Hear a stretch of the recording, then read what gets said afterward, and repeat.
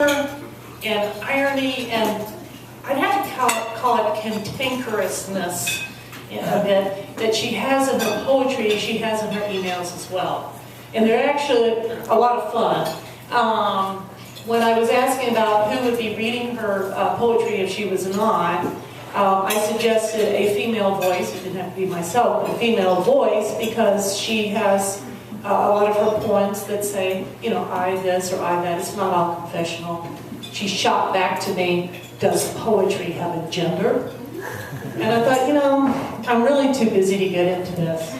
I guess kind of yes and no.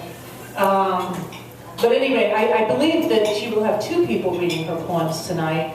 And then she kind of got on my case about the transportation issue and how I didn't know she doesn't have a car and, you know, all this other kind of stuff. But generally, we've had a lot of email lately. It's been very pleasant, and she hasn't gotten mad at me a lot at all. So I appreciate it. So, that Red Alert poem, which you can find online, is one of my favorites. I wrote my Rude Alert for Lois last year and decided that it was terrible. So I'm not going to do that one. But it affected me because it speaks to the whole mother issue. So I'm going to do two like that. I have a model also on Brief Eden, which is titled Brief Eden, because that's just so perfect. So I expect Lois to change what she's done to a different title. And then a last one is just, I'd like to dedicate the reading of which to Lois. So this is called Black Snow. My beautiful mother, white as cream, pushed the apple, strange giant nipple towards me, and I latched. It was so sweet. It said tiny men with big heads set me on a mountaintop among wildflowers and visiting deer where I should have wilted, but did not. A prince slipped a kiss like satin upon my lips, so I followed him through the clearing. But it was too late. One taste of poison, and ever after, no nectar can come close. This is unraveling the wool. And somebody asked me recently, when are you going to let go of your mom? And I said, right now. So I was lying. Okay. Unraveling the wool. My mother had trouble dressing me right. I was limp-haired, long-faced, thick-hipped. Shopping was a misery, dragging from store to store to find anything that might help. One year, after an exasperating trace through a dozen department stores, she floated a coat off the rack as though it were a magician's cape.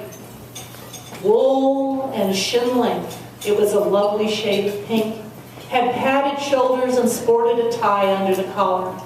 The pink made my eyes more blue than gray and feminized me in a way that greatly pleased my mother.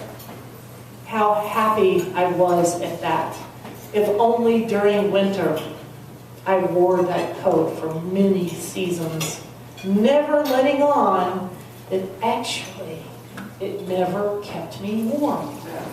For that, I had to leave home. This is Brief Eden, Lois. This is the real Brief Eden. I gotta think of a title for this. If you have one, please. So I tried to model Brief Eden, a poem that I really love, and which I printed out wrong, so I just edited. Lois's starts, I believe, for 2 strange years we lived, etc., etc., etc. And they were alone where they lived, is this couple, where they eventually grew into their lives. Great ending. Model on Brief Eden. For 3 bizarre years, we lived in the deep south countryside in a house just past the lake where the cows stood half submerged in water. 7 pecan trees graced our acres, but no one liked us except the squirrels. We were different, but happy, though we never posed the question, We'd never had a rider mower, but the marsh proved too daunting. Still, we saved the picture of you atop it, a Brooklyn-born wannabe farmer waggling a cigar. What I remember most were the nuts. So many gathered, so many pies made, so good you said I should set up shop.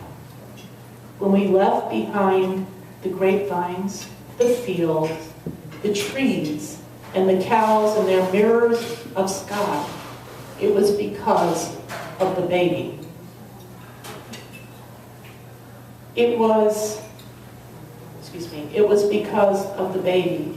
And because of my one friend's fiance's dinner. His dining table centered, perfectly centered, under the ravenous glarings of Hitler.